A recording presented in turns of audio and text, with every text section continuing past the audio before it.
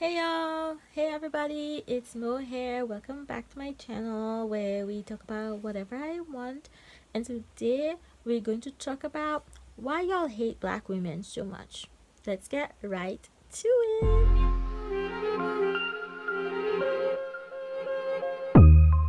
Admit it, y'all don't want black women to have nice things.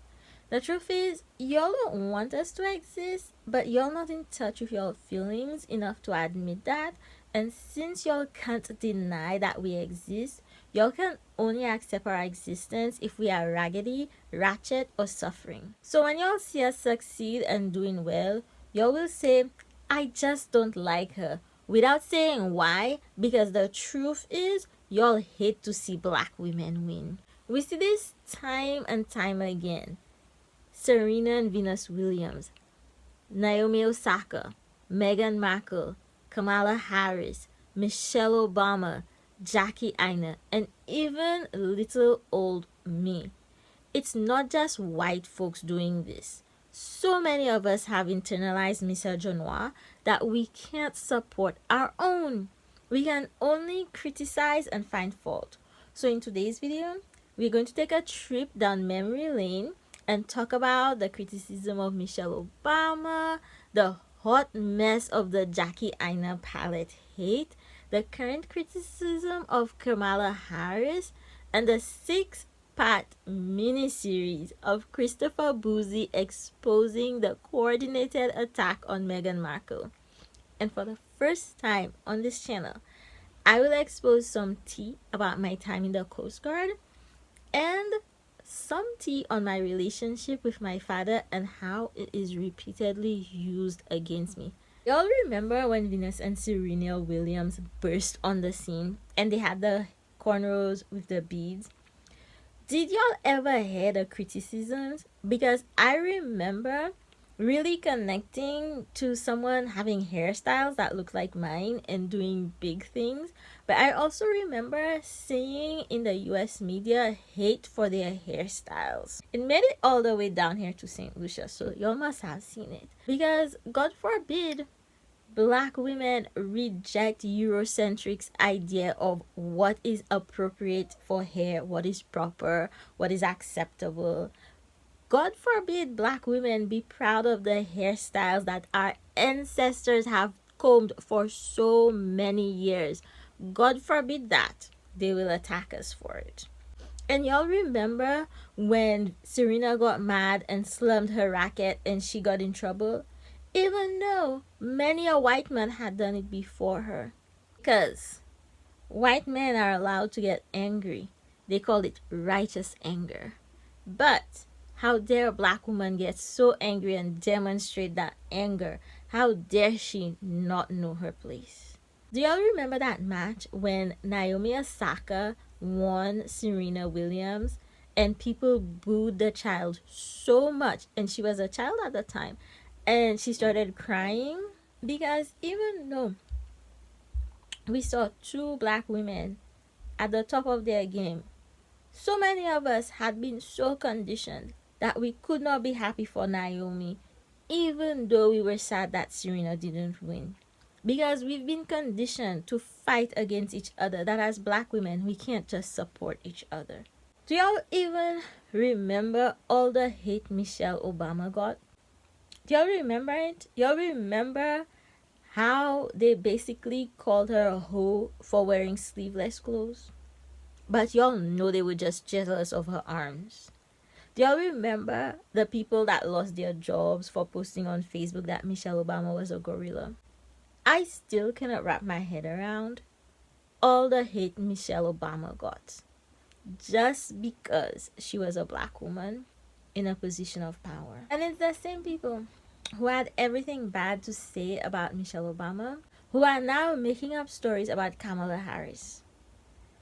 If you go on Twitter, eventually you will see it. We had Piers Morgan, #1 hater, tweet how Biden needs to ditch his useless, invisible, and deeply unpopular vice president. So right now, the narrative they're spinning about Kamala Harris is that she's invincible. Harris will literally be in France making deals with the French Prime Minister. And people will be tweeting, we haven't seen her, she's invisible. Are y'all blind? They'll be saying she never did anything. First, they try to pit her against Pete Buttigieg. They're making beef where there isn't any. And now they're trying to say that she needs to be replaced with Katie Whiteboard Gonna Get You Porter. I love Katie. I love her whiteboards. But she has a job to do and she's doing it. Or that she should be replaced with Amy Klobuchar. Y'all can't just leave the woman alone.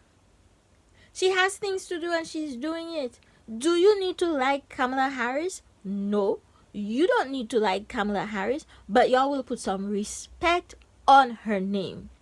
Y'all looking for every excuse, making up stories, but y'all cannot say the truth. And the truth is, the reason why y'all don't like Kamala Harris is because y'all are feeling all kind of way about the fact that a black woman is the vice president. And y'all feel she too uppity and that black women should not be in positions of power.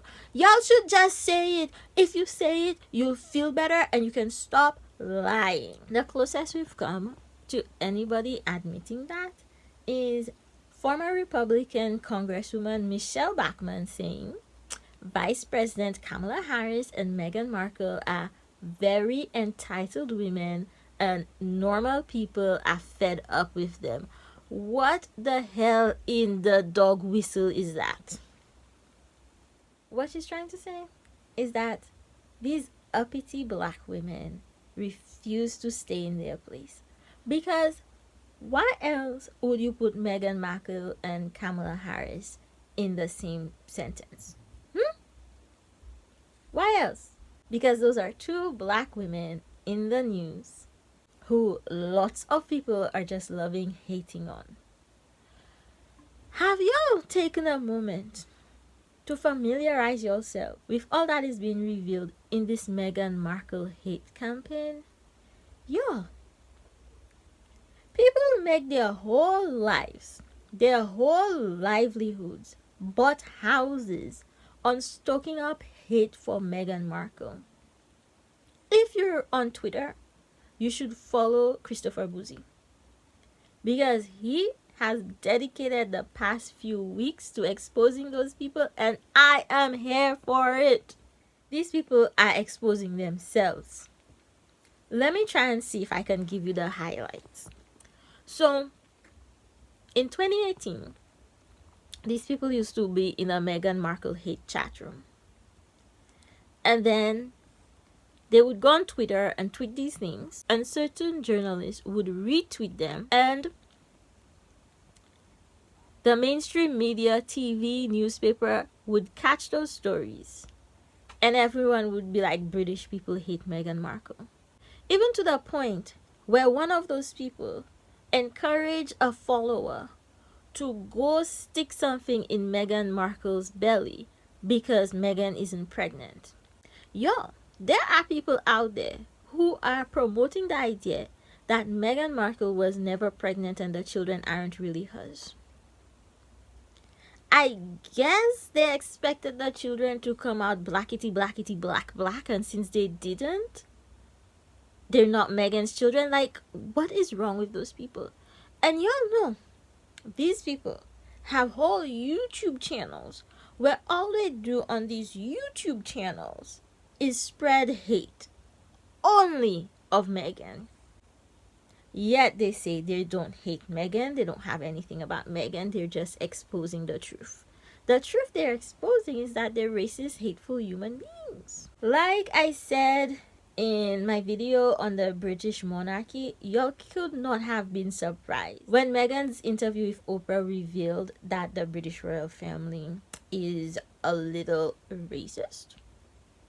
Because they made all their money off of slavery. And we already knew their name was brought up with regard to the Panama Papers. And they're protecting Prince Andrew. I mean, come on. Y'all didn't know that those were not the best quality people?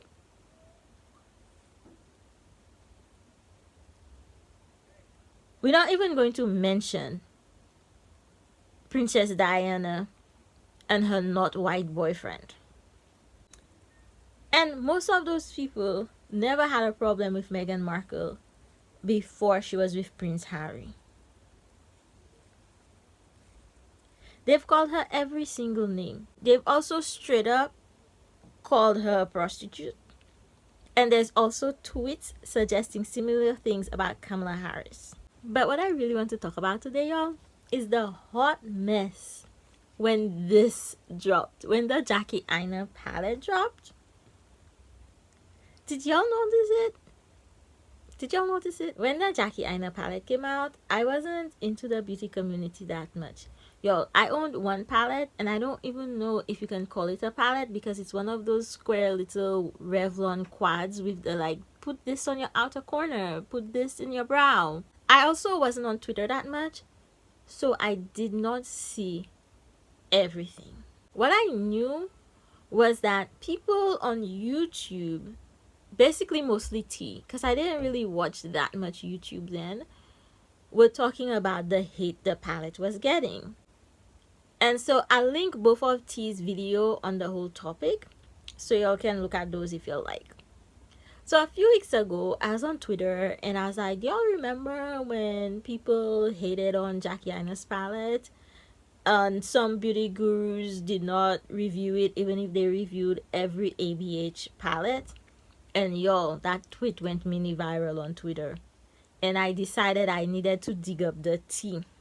And so here is the tea. We are now entering the tea portion of this video. One of the things I noticed when the Jakie Aina palette was released was that some of the beauty gurus who were always talking about ABH were silent about the Jakie Aina palette. And a lot of them still came and reviewed the Carly Bible palette. That was back when I used to watch Jen, and I remember her talking about it and talking about how like white people didn't think it was for them and they were afraid to use it because it was too pigmented. Yeah, too pigmented. Eyeshadow can be too pigmented. And she was giving them tips on how to use it so it wasn't as pigmented on their skin. I'm not gonna go back and try and find that video or anything. I cannot watch Jen. No, not knowing now what I know. But I did go on Twitter and I did dig up some stuff. So if you search now, you'll just see everybody being like, my Jakie Aina palette is my ride or die palette. You'll see people saying Jakie Aina palette is bait. You'll see people saying how they have 1 and 2 and 3 backup copies. Okay, that's what you'll see. But because of how much engagement I got on my tweet, I decided to go looking. And oh, did I mention Jakie Aina palette on the eyes? We'll come back to that. Now, the suspicious thing about trying to figure out what was going on back then is that most of the negative tweets have been deleted. So you'll see people talking about the negative tweets and the negative videos, but I was hard pressed to find them. If y'all find them, feel free to link below. No, you can put the link below. I'll get it. So feel free to do that. Okay. Now, let's look at some of the tweets. We have a tweet from September 2019. I used the Jakie Aina palette and I loved it. Please do not believe these fools comparing it to Morphe. People compared Jakie Aina palette to Morphe, y'all. Morphe. It's like one of these things where you have to infer. Like, trying to figure this out is like studying astrology. You have to infer from what you can, you know? Apparently, people were comparing this to Morphe.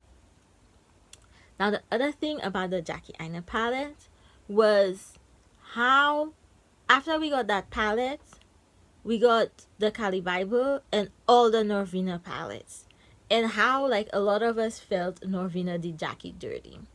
Here's someone saying, Couldn't have said it better myself. Jakie Aina Palette is the best ABH palette. I would even go so far as saying the best palette of 2019. And Norvina still thought it was a good idea to send someone telling people not to buy that palette a $25,000 bag. Yes, y'all didn't know people were telling people not to buy the palette? Y'all didn't know who? Y'all didn't know who? It was Rich Lux. Rich Lux told people not to buy the Jakie Aina palette. Can you find that video now? No. Do you think it was because he was on a certain person's payroll and he basically was against anyone that had crossed that person? Y'all know who we're talking about, he who shall not be named. There was also a lot of drama surrounding Makeup by Shayla and her friends Desi and some others about how they reviewed every ABH palette except Jakie Aina's. And I'm going to link a video, if it's still up, that kind of breaks down a little bit that something else was going on with Jakie Aina and Makeup by Shayla at the time. Makeup by Shayla has been in so much drama. Like, I don't check for her, I don't know her. She basically said that she didn't get sent it in PR and that Jakie didn't review her last collab, but Jakie reviewed her last collab in Instagram story. And then immediately after she said all that, she made a big fuss over the Kali Bible palette and said it was because she actually got that. So apparently she doesn't review makeup if she doesn't get it in PR. But y'all, we have all these people who are trying to say that the Carly Bible palette was a better palette. I don't know Carly Bible, but I know that her palette does not compare to Jakie Aina palette. Like, her palette doesn't make me excited. I feel like we've seen this color story so many times. Whereas Jakie Aina palette works for every skin tone. Y'all know how I feel about palettes with white people shades in it. Jakie Aina made a whole palette with no white people shade. Nothing. Y'all see that? Y'all know that those like cream colors every palette feels the need to have? It didn't have it. And y'all,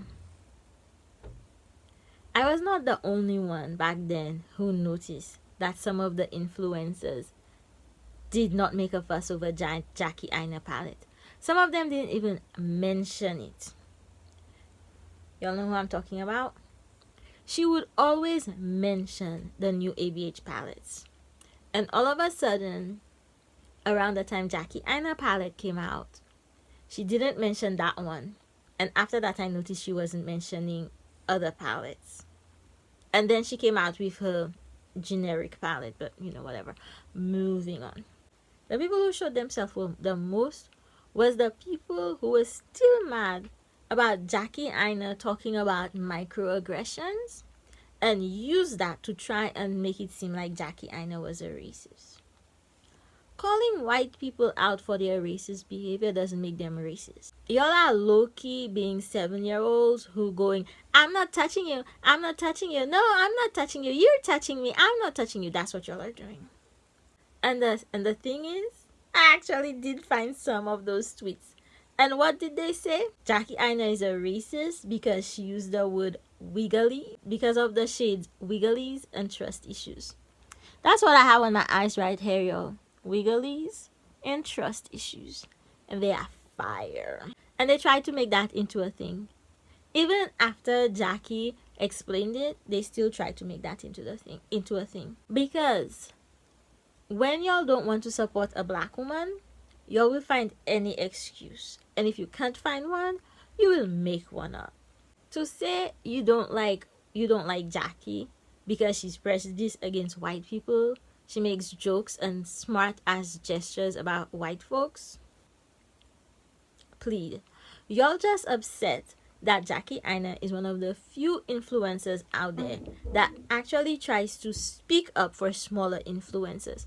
To the point when Patrick Starr used Jakie Aina's palette to do a track tutorials, which was basically him ripping off another creator, Jakie Aina spoke up for that creator. And they bullied Jakie Aina to the point where she had to leave Twitter for a little while. Because the main problem a lot of people have with Jakie Aina has nothing to do with anything other than they hate to see a black woman succeed. I'm a black woman, and I may not be doing the best right now, but I have been on top of my game. Back in 2005, I actually won a writing award, and they actually had to make a new rule because both my speech and my paper were nominated because it's a writing and speaking award. And usually people only win in one category. And I could have won in two categories because my teacher actually nominated me for both categories. And this award is like out of all our classmates, no one has a choice, everyone gets entered. And so because I won that award, the following semester I was invited to apply for the humanities internship in Washington DC. What I needed for that internship was a recommendation from my company officer. So in the Coast Guard Academy, you're divided into groups. They're called companies, and there is a commissioned officer who kind of oversees you. Some of them do absolutely nothing. My company officer flat out refused to write me the recommendation. At first, he said it was because I didn't pass the physical fitness test, but that was not true. And then like everybody kept asking him why, and he refused to say why. I remember the morning I found out, he made the chief, who was one beneath him, call me to his office and tell me Mr. X will not be writing the recommendation. No reason. I was so pissed off because I had an exam in like an hour, and I did not need that. I needed to be like, I did not need to be in that kind of mental space before the exam, because I was going into the exam at a 98 average, and if I kept that average 97 and up, I would not have to write the final, and I would be able to go home even earlier. And I just didn't need to be in that mental space. So when I went to my academic advisor, who was a Brazilian immigrant, she tried to find out from him like what the deal was, like what did he need to recommend me for the internship. He was disrespectful to her. Like up to this day I have no idea what he actually said to her, but it was so bad. And this guy was a lieutenant, 03. The head of our department, a captain, 06. So you'll see how many ranks higher than him, marched over to his office and was like, you will not disrespect anyone in my department, blah blah blah. Made him apologize to my academic advisor, but could not get him to write me the recommendation. Like they tried to go around him, but they couldn't. And at that point, I'm just like exhausted because I'm taking 20 credits. That's just how much you end up taking in the Coast Guard. Like I have like a lot on my plate. I already signed up to be yearbook editor. Like I have a lot going on. And the most they could get out of him is, I just don't want her to go to Washington. Y'all, black women in Washington is triggering to those people. Oh, in case you didn't know, the two officers in the previous story were white. I know I share a lot on this channel, but I try not to share stories that involve other people because they deserve to have their privacy. One of the reasons why this past couple of years have been really difficult for me is because I've come to realize how people have used stories that they've completely made up about me to make me not get jobs, to make people in relationships with me leave. And so we can put them on blast. So I don't talk about my father. That's the rule. I don't talk about him. I'm grown. I made it to adulthood. It's behind me. But it's not behind some of y'all. So I was dating this guy just for fun, for funsies. I was bored and like I didn't want to marry him or have his children or anything, but he took me out occasionally and that was nice. And he came over and we watched movies and stuff. That was cool. So there was T20 cricket in St. Lucia, which is like one of the most fun things. Whether or not you like cricket, whether or not your team wins, it's a good time. And he took me, and I knew that after that things would not be the same, because like even though like the two of us were there together, there was like no PDA or anything. Everyone goes to cricket, and so a whole bunch of people saw me, and they saw me with him, and they came to their own conclusions. A few days later, he's like, I need you to talk to your father. And I'm like, what? Now this man had, I think, like 5 children, and like he's into his children, like he's a father. So even though there were other rumors circulating about me, the one they chose to tell him was the one about me not having a relationship with my father, because they knew that was the one rumor that would make him think less of me. And so he came to me one day and he said, you need to talk to your father. And I'm like, why? What did they tell you? Because I knew people were telling stories about the whole situation. I never cared. I never defended myself. So he said, he told me quite a few different things that were told to him. But one of the things that was told to him was, your father paid for you to go away to school and your mother turned you against him. I was pissed. I was really pissed because it wasn't the first time that I'd heard that story. Y'all, I went to the United States Coast Guard Academy. No one pays to go there. They pay you to go there. And then after that, I got a scholarship to go to the University of South Florida. I was a teaching assistant, and that's how I paid my rent and bought my food. My father never gave me 1 cent throughout all of those years. He never sent me a care package.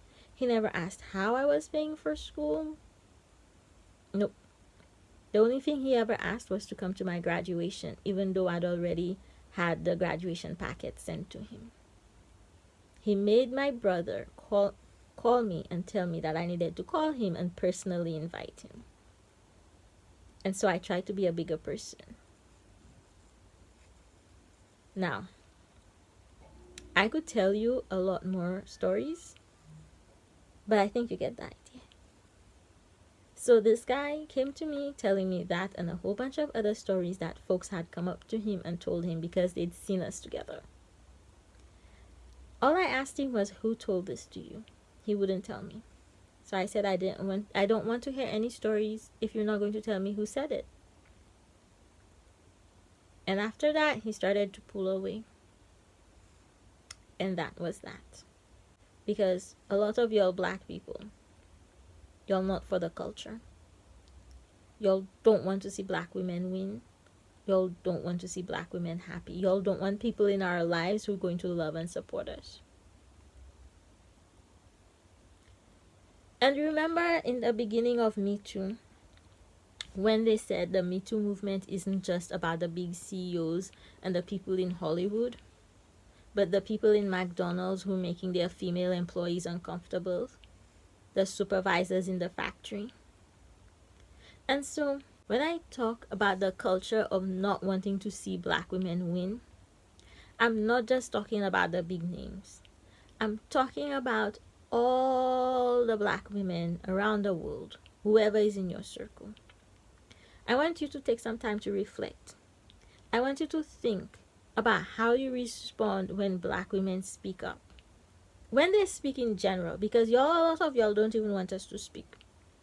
I want you to think about how you've responded when black women have brought up things that happen to them, when they bring up issues that they face, issues that affect them.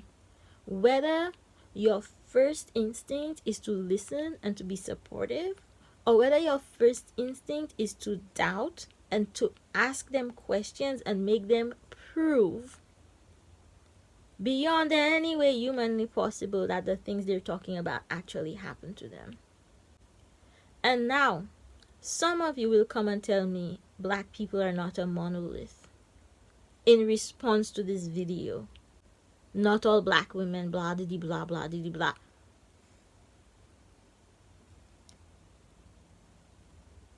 I know. All I'm saying is a lot of y'all out there hate to see black women win. Y'all hate to see any black woman succeed at anything. And y'all are the ones that see us as a monolith. And I've talked enough and this video is long enough, so I'm gonna go, y'all. Bye.